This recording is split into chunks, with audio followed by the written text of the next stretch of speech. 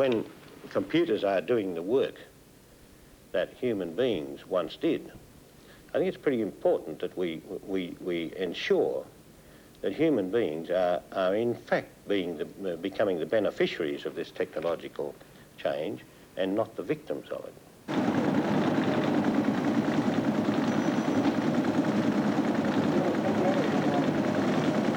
If technology is going to be of benefit to the whole community, then the whole community must share the burden.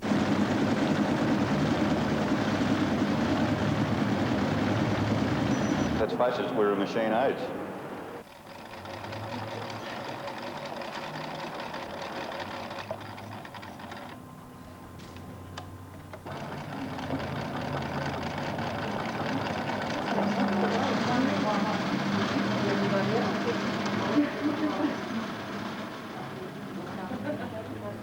These women are learning to make T-shirts.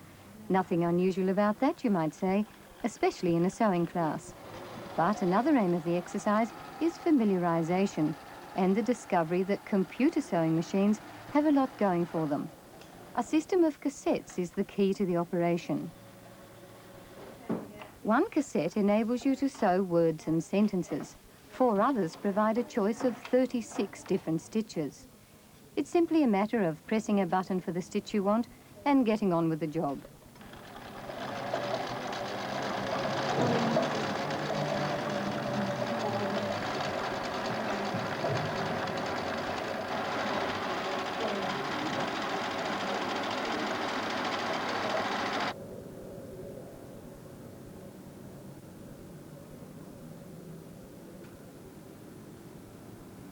Ouch. Well, I've never been much good at sewing by hand anyway. As far as I'm concerned, it's a chore to be avoided whenever possible. But for hundreds of years, women spent hours of their time doing just that. All I can say is that I'm lucky I'm living today, when there are all sorts of machines to take the drudgery out of life. And yet, before the machine age got well and truly underway, there were plenty of men and women who had jobs which were physically very tiring. How many young women of today would want to become ladies' maids? Or millinery apprentices? How many young men would want to become pick and shovel men? Stablemen?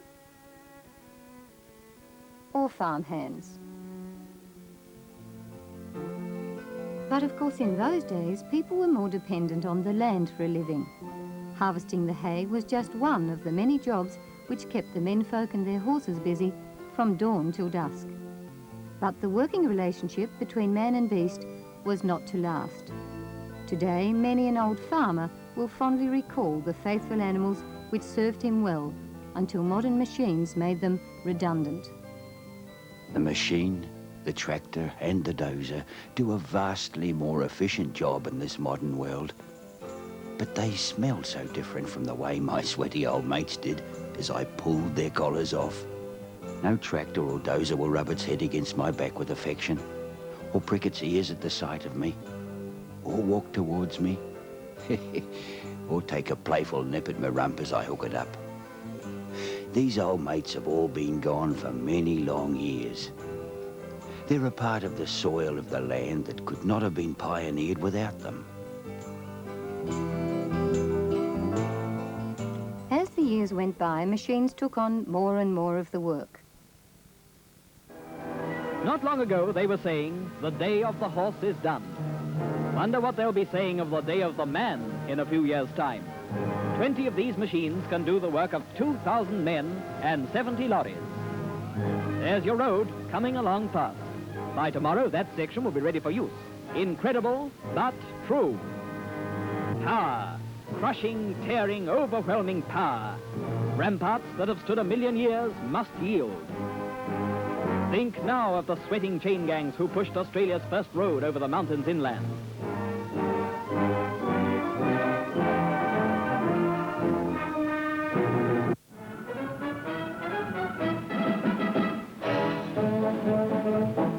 At Rydalmere, New South Wales, is the largest earth-moving equipment factory in the Southern Hemisphere, an industry essential to Australia's development and economic progress, where the majority of units required for major projects can be stamped made in Australia.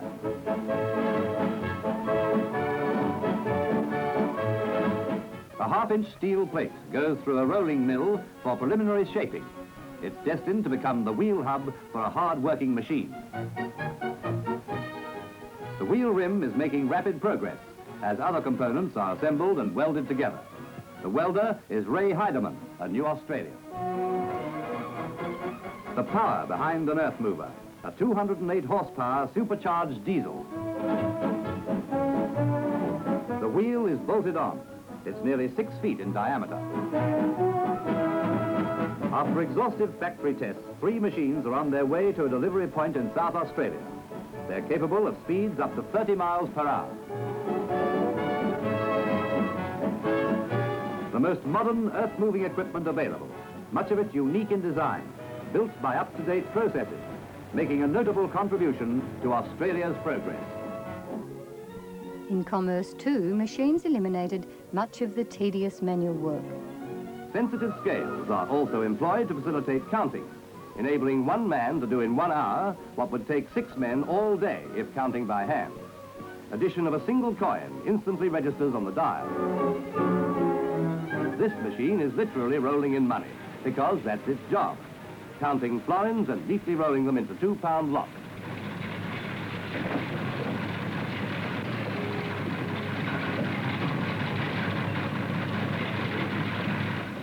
Stacked in boxes, they are then ready for convenient handling by bank cashiers. Today in commerce, the accent is on speed and efficiency, and there's no doubt that up-to-date banking procedures are playing a vital part in our continued progress and prosperity.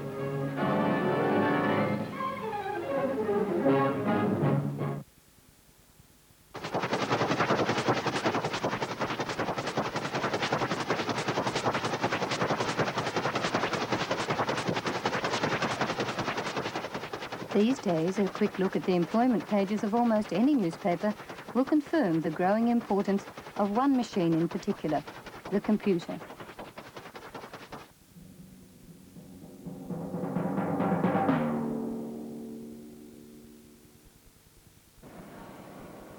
This small room contains 3 computers, which are linked by telecom lines to terminals in schools, libraries and other places. The main function of each computer is to process information received from the terminals and store it on storage disks. A disk has 10 storage platters and can accommodate up to 176 million characters, letters of the alphabet, digits, symbols and so on. As a safety measure, the information on the disk is also recorded on magnetic tape. Once stored, part or all of it can be recalled at any time by the owner. One owner of information might be a library. Keeping track of thousands of books is a pretty big job, but it's much easier than it used to be. There might be a microfiche reader instead of a drawer full of cards to help the borrower locate the book she wants to read.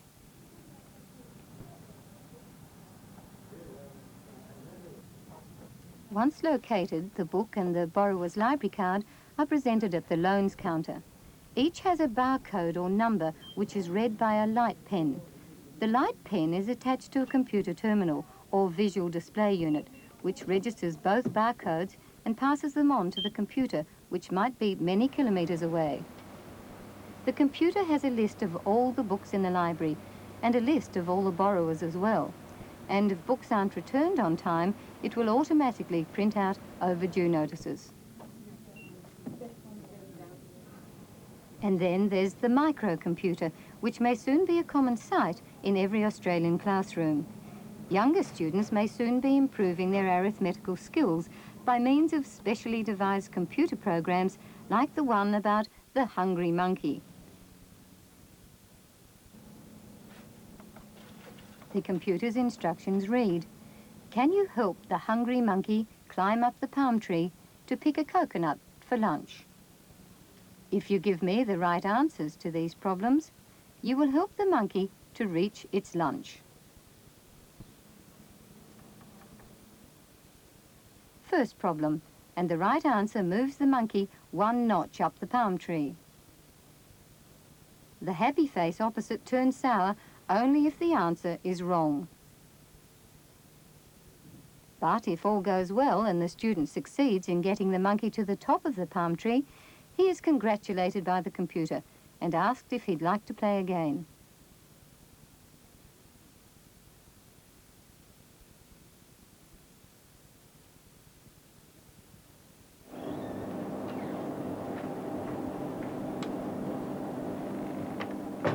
The computer has been described as the first great extension of the human mind since the discovery of writing.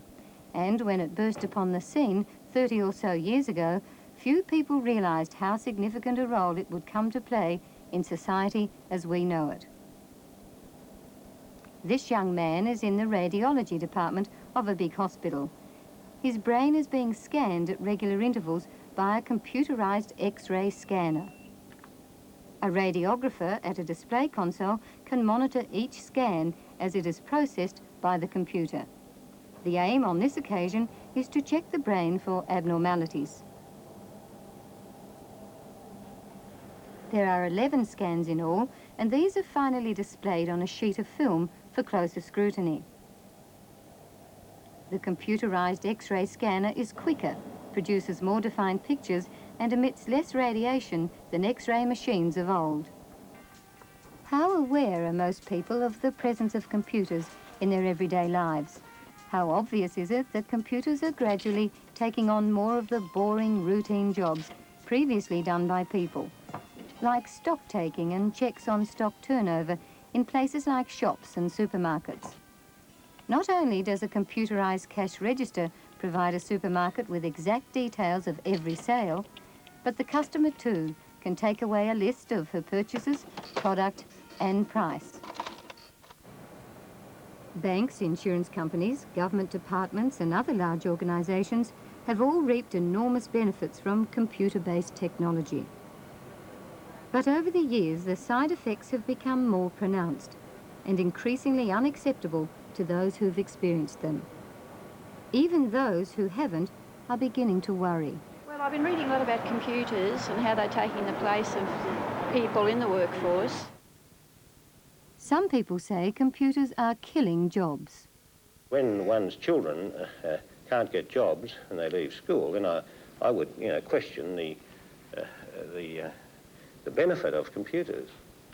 The ACTU has predicted that 1.8 million jobs will be lost to computers by 1984. Jobs are going to be destroyed by a holocaust, a firestorm of technology.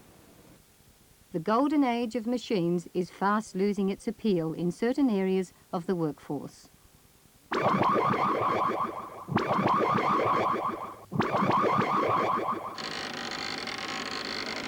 This is a word processor, offspring of the mating of transistor and typewriter.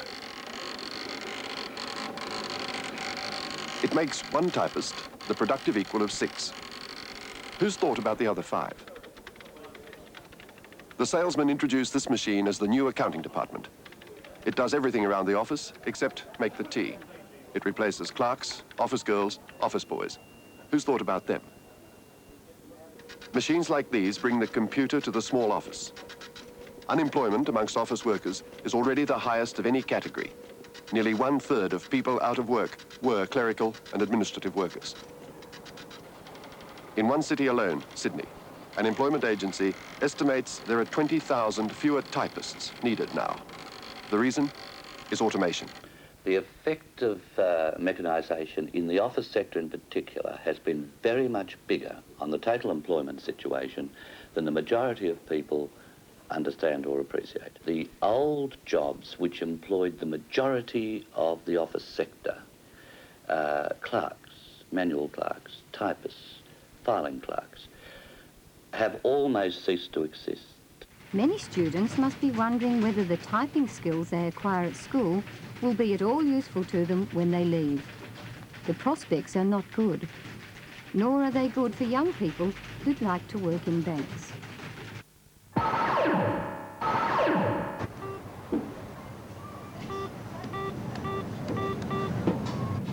How long will it be before all of us are using ATMs, or automatic telling machines, to withdraw money from our bank accounts?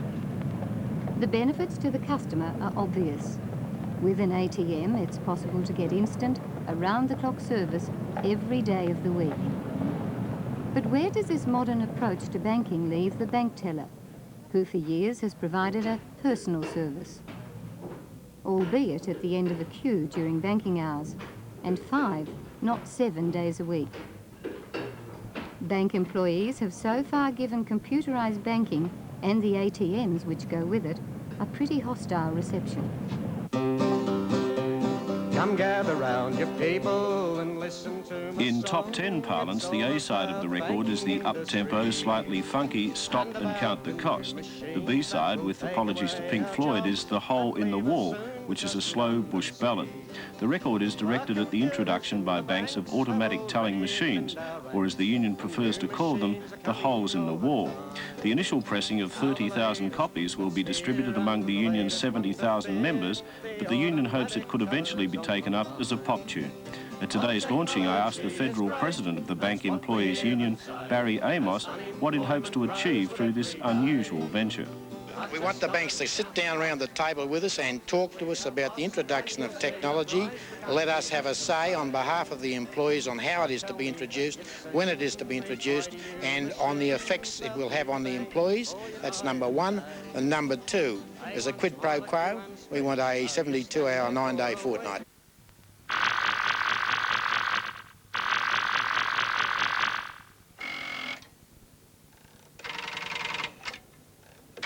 When machines like this took over from the hello girls at telephone exchanges, they ended a traditional job for women in every city and town in the country. But they offered new technical opportunities for men, and a lot of today's electronics tradesmen first wielded their soldering irons as apprentices in what was then the PMG department. The PMG has changed its name and its hardware. Now, as Telecom, it's in headlong pursuit of the highest levels of automated technology. Telecom sees the future like this: computer-operated telephone exchanges, mechanically monitored, and a minimum of people.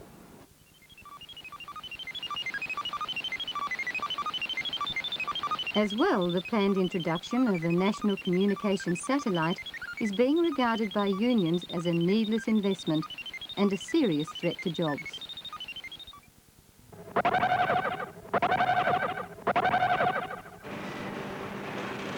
In some industries, it seems certain that semi-skilled production workers will be replaced by industrial robots, which can carry out hundreds and thousands of operations and never make a mistake. And, as one newspaper journalist put it, they don't take breaks or demand holidays. They generally don't get sick, and they are not inclined to file union grievances. Unions, I think, are out to keep jobs for people.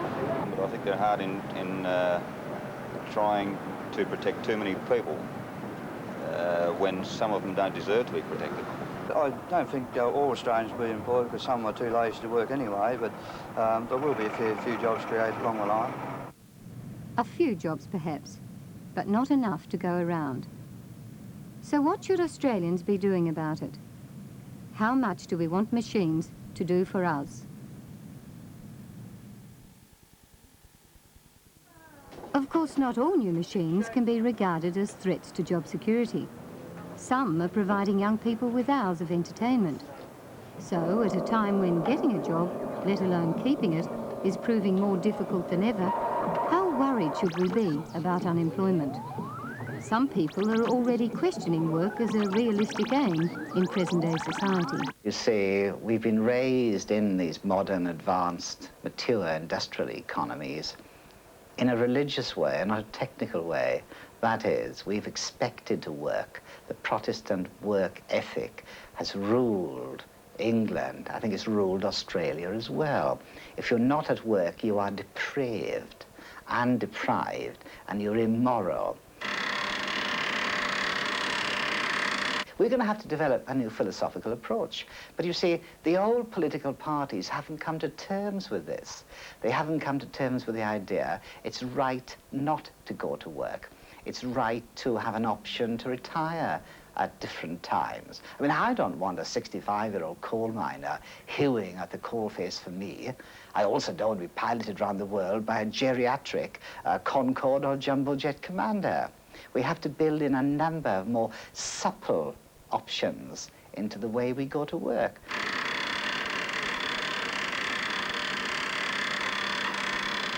Work may become the new leisure activity.